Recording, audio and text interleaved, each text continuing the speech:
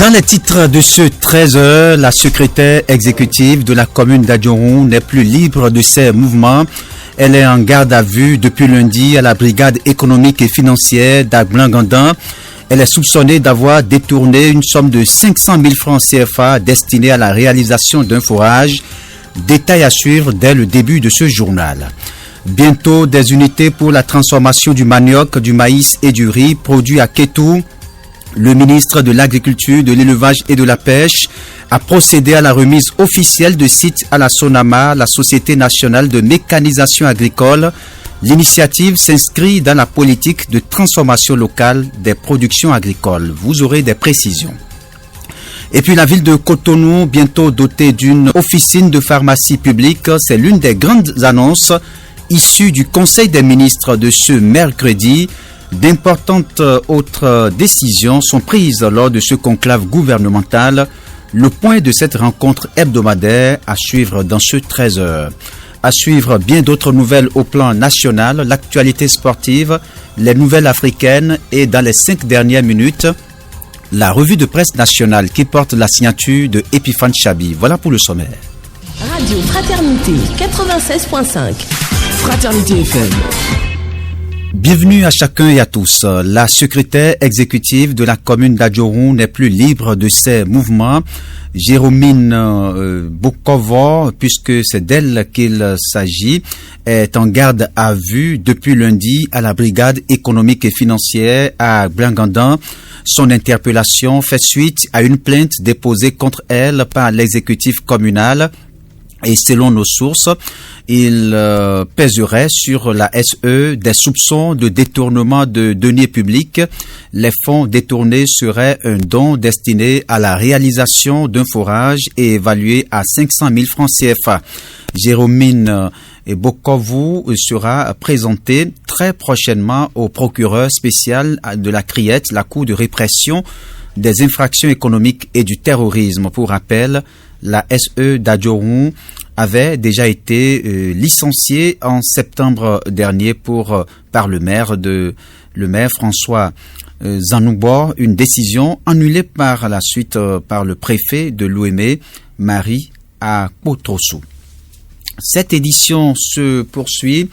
Audience au cabinet du président de l'association des communes du Bénin, Luc Setondi Atropo, a reçu lundi 11 novembre le chargé d'affaires à l'ambassade de Luxembourg près le Bénin et le Togo, Joseph Séniger. L'objectif de cette visite est de prendre contact avec le président de l'ANCB depuis sa prise de fonction en qualité de chargé d'affaires au Bénin. Écoutons Joseph Séniger à sa sortie d'audience.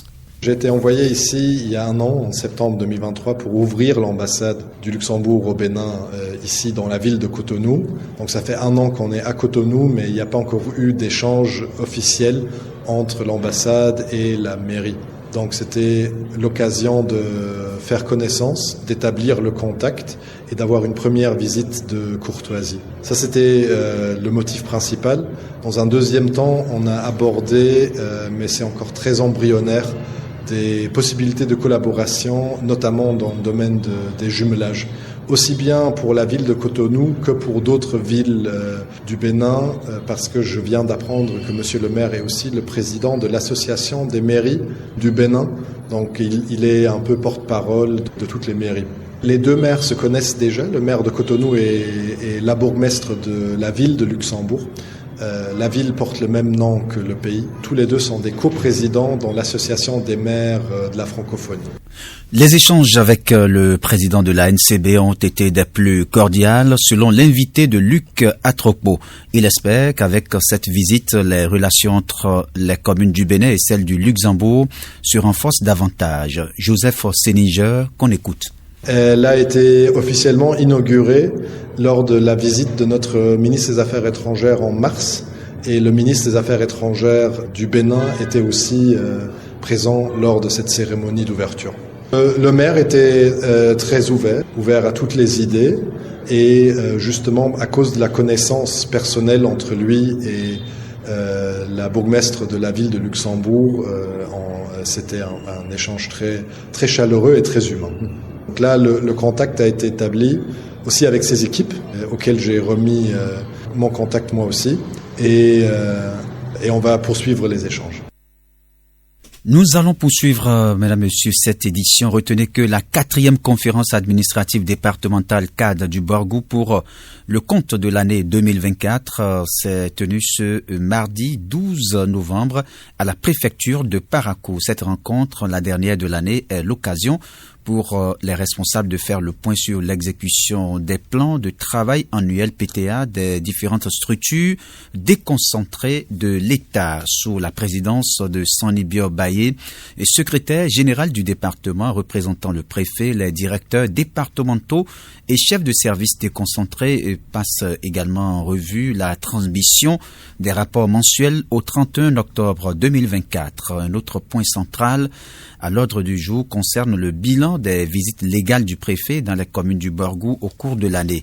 Cette session vise à évaluer les avancées et à identifier les défis dans l'exécution des projets, assurant ainsi un suivi rigoureux des missions de l'État au niveau local. Je l'annonçais en titre, la ville de Kéto sera bientôt dotée de 6 unités pour la transformation de manioc et du riz. Dans ce cadre, le ministre de l'Agriculture, de l'Élevage et de la Pêche, Gaston Kossi-Dossoui, a procédé mardi 11 novembre à la remise officielle de sites à la Société nationale de mécanisation agricole Sonama. Le coût total de réalisation des unités s'élève à plus de 4 milliards 500 millions de francs CFA. Il s'agit d'un projet cofinancé par le gouvernement du Bénin et le FIDA à travers le projet d'appui au développement agricole et à l'accès au marché. Selon Éric Renaud, directeur général de la Sonama, ces unités de transformation auront besoin de 1500 tonnes de manioc pour fonctionner. Il revient également sur l'objectif de l'initiative. On écoute Éric Renaud. Nous avons été choisis pour réaliser une unité qui va couvrir une surface d'1 hectare et qui aura une capacité de transformation de manioc frais de 500 kg par heure, soit par jour à peu près 5 tonnes, et donc une production de lafou de environ 350 kg par heure, donc 1 tonne par jour. Cette usine, du fait des choix des équipements de grande qualité et de technologies très modernes, va permettre de travailler au moins 300 jours par an. Donc si vous faites le calcul, c'est au moins 1500 tonnes de manioc qui vont être nécessaires pour alimenter cette usine qui va travailler dans des conditions et avec des règles environnementales très fortes. Cette usine va être composée de 5 bâtiments. Un premier bâtiment qui va être un bâtiment de stockage de la matière première, un bâtiment qui va contenir l'usine et la transformation, un bâtiment qui va stocker les produits finis, un bâtiment administratif. Et la grande nouveauté sur ce projet, c'est que toutes ces unités de production vont être dotées d'un laboratoire d'analyse de qualité. Le challenge, ça va être de faire encore mieux que ce qui est fait aujourd'hui avec l'assistance et avec votre matière première. C'est de faire en sorte que le lafou de Kétou devienne non pas seulement le meilleur du Bénin, mais le meilleur du monde. Le ministre de l'Agriculture, de l'Élevage et de la Pêche, Gaston Dossoui, président cette cérémonie, a précisé que ces unités de production constituent de véritables débouchés pour l'ensemble des producteurs agricoles de la région. On l'écoute. L'usine qui va être installée ici va produire du lafou meilleure qualité, qui va voyager sur de très longues distances. Les 3 usines de manioc doivent produire de la farine panifiable. Et nous allons faire des contrats avec les minoteries de la place, les moulins de la place, pour recevoir la quantité qu'il faut pour mélanger depuis l'usine afin que notre pain aujourd'hui soit effectivement made in Benin. Comme déjà certaines sociétés le font. Le pain de Ouida est fait avec de la farine panifiable mélangée à 20% et c'est très bon. L'intérêt est que maintenant, cette unité va créer un marché pour toutes nos productions. J'ai fait le manioc, c'est pourri, je n'ai pas trouvé de marché, on n'entendra plus ça. Et c'est pourquoi Kétou a été choisi au rang de ceux-là qui vont transformer le manioc. Je reviendrai ici, on va s'asseoir le soir pour parler de nos ancêtres, que toutes les 6 entreprises puissent recevoir le même accueil, les mêmes facilités et que les chantiers soient bien conduits et que nous ayons à temps, au plus tard juin 2025, les clés de ces 6 unités de transformation pour le développement de notre économie. Jean-Pascal Kaboré, directeur du FIDA pour le Bénin et le Togo, a souligné à l'occasion l'importance capitale de cette remise de sites pour les coopératives productrices soutenues par le PADAM. Pour lui, ce projet représente une opportunité essentielle pour l'écoulement local des productions. Suivons ici les propos de Jean-Pascal Kaboré. Le projet d'appui au développement du maraîchage PADMA, le projet régional d'intégration des marchés agricoles PRIMA. En participant justement au financement du PADAM, le FIDA et les fonds OPEP accompagnent le gouvernement dans la réalisation des objectifs et des priorités de développement du pays. Et ces projets cofinancés par le gouvernement, le FIDA et les fonds OPEP sont entièrement alignés aux objectifs stratégiques du pays et cela constitue pour nous un élément essentiel. La réalisation des 6 unités de transformation financées par le FIDA bénéficie de l'appui technique de la FAO, de l'ONUDI, et cela est un élément important de synergie de la famille des Nations Unies, à travers laquelle nous avons une synergie d'action et une conjugaison des efforts pour accompagner le gouvernement dans la réalisation de ses objectifs. Ces unités de transformation constituent un effort du gouvernement, accompagné par ses partenaires, pour la modernisation du secteur agricole dans le pays. Et vous recevrez alors des unités qui vont introduire davantage d'innovation et de mécanisation dans la production, dans la transformation des produits agricoles. Autre volet de l'actualité, je l'annonçais en titre bientôt, la construction d'une officine de pharmacie publique à Cotonou. Le gouvernement en Conseil des ministres ce mercredi 13 novembre a approuvé les modalités de construction de cette officine. Cette mesure répond à la vision du gouvernement d'offrir aux populations béninoises un accès facile aux produits pharmaceutiques. Les membres de l'exécutif ont aussi autorisé la construction des centres d'excellence et du collège d'ingénierie, énergie, infrastructures de transport et environnement de l'UAC. Des nominations ont aussi été prononcées dans plusieurs ministères. Vous suivrez plus de détails sur le point de ce Conseil des ministres dans nos prochaines éditions. 1500 francs CFA, voire 1600 francs par endroit et selon les localités, c'est le montant à débourser pour s'offrir un litre d'huile végétale autrefois vendue à 1100 francs CFA. Cette hausse soudaine inquiète les consommateurs qui peinent à comprendre les causes. Pour Jean-Baptiste Noulécon, président de l'association des producteurs d'huile d'arachide du Bénin, c'est le manque de matières premières qui est à l'origine de cette augmentation subite constatée sur le prix de l'huile végétale. Selon lui, l'arachide, principale base de production de l'huile, est en pénurie. Au Bénin, la production ne suffit pas pour approvisionner correctement nos marchés et le peu qui a été produit, notamment dans les collines, a pris une autre direction, c'est-à-dire qu'il n'est pas resté sur le territoire béninois. On l'écoute pour plus de précision. Il n'y a plus de stock de matières premières. L'arachide, ce qu'on a produit sur le territoire national ne suffit plus à notre demande. C'est tout simplement, c'est si simple que ça. La production ne suffit pas pour qu'on puisse alimenter correctement nos marchés. Et le peu qu'on a produit aussi dans les collines, écoutez, ça a pris autre direction aussi, que je puisse le dire maintenant. Mais toujours est-il dit que tout ce qu'on a produit n'est pas resté sur le territoire. C'est ça qui a causé la flambée du prix de l'huile d'arachide.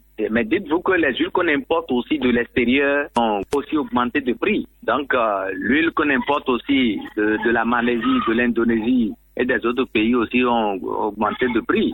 Et par rapport à ça, l'huile d'arachide a commencé par s'arrimer aussi de ces oléagineux importés de la Malaisie et d'autres pays. Et ce n'est pas encore terminé, ça va encore augmenter de prix. Ah oui. Dès que la demande se fait sentir et l'offre n'est pas égale à la demande, l'offre ne s'approche pas du tout de la demande, vous savez que ça va y avoir une flambée de prix aussi. On attend encore une montée de prix dans les jours à venir aussi, pour toutes les huiles en général. En outre, cette hausse des prix concerne aussi les huiles importées. Pour Jérémy Desdian, cadre au ministère de l'Agriculture, de l'Élevage et de la Pêche, il y a eu une baisse prévue des récoltes d'huile de palme en Asie du Sud-Est, c'est-à-dire en Indonésie et en Malaisie, ainsi qu'une baisse des récoltes de tournesol et de colza. Et cette baisse prévue a engendré des spéculations au niveau des acteurs, spécifiquement des importateurs importateurs et des exportateurs. C'est ce qui a fait que ces derniers jours, les prix ont flambé, a-t-il confié. On écoute Jérémy Dedjan pour plus d'explications. Le prix de cette huile qui a vraiment flambé ces derniers jours et ça a entraîné aussi la flambée des prix des autres huiles sur le marché. Il y a une baisse prévue des récoltes d'huile de palme en Asie du Sud-Est, c'est-à-dire en Indonésie et en Malaisie, et ainsi que une baisse aussi des récoltes de tournesol et de colza. Et cette baisse prévue a engendré des spéculations au niveau des acteurs, et spécifiquement des importateurs et des exportateurs. Et c'est ce qui a fait que ces derniers jours, les prix ont flambé. Au mois d'octobre, le prix des huiles des 25 litres est passé jusqu'à 35 voire 40 000. Or, il y a 2 à 3 mois, le prix était autour de 21 000 au plus 23 000. Donc c'est ce qui a fait que notre huile, qui depuis mars-avril 2023 était à son prix bas, autour de 7 000, 8 000. Actuellement, le prix de l'huile rouge béninois est déjà autour de 16 voire 18 000 par endroit. 13 heures passées de 16 minutes, on marque une coup de pause. Nouveau rebondissement dans le dossier du professeur Joël Aïva. Le groupe de travail sur la détention arbitraire du Conseil des droits de l'homme des Nations Unies juge arbitraire l'arrestation et la détention du constitutionnaliste. Dans un avis daté du 15 août dernier, rapporté par les médias locaux, l'organisme onusien a conclu à la violation de plusieurs droits de l'opposant béninois détenu depuis le 15 mai 2021 et condamné à 10 ans de réclusion criminelle pour complot contre la sûreté de l'État et blanchiment de capitaux. Le groupe de travail demande au gouvernement béninois de prendre les mesures qui s'imposent pour reconsidérer sans tarder la situation du professeur Joël Aïva et la rendre compatible avec les normes internationales applicables, notamment celles énoncées dans la Déclaration universelle des droits de l'homme et dans le pacte.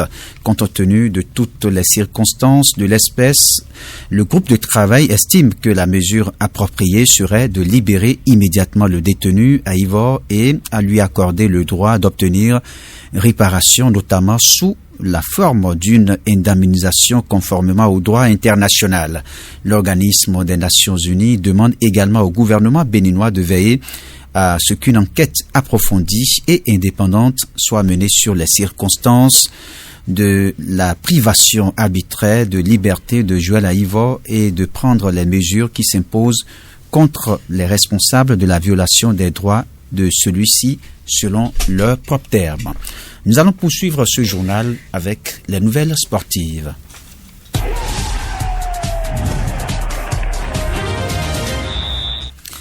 Voilà qui annonce le journal des sports. Je suis avec Jacques Degbé. Bonjour. Bonjour, Raoul Steve Ogunoko.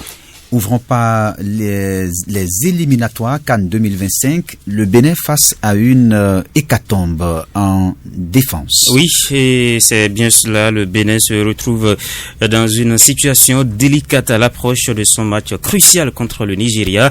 Après les absences confirmées de Cédric Hontondi et Matteo Arinvi, un nouveau coup dur est survenu. Olivier Verdun est également forfait pour les 2 prochaines rencontres contre le Nigeria et la Libye.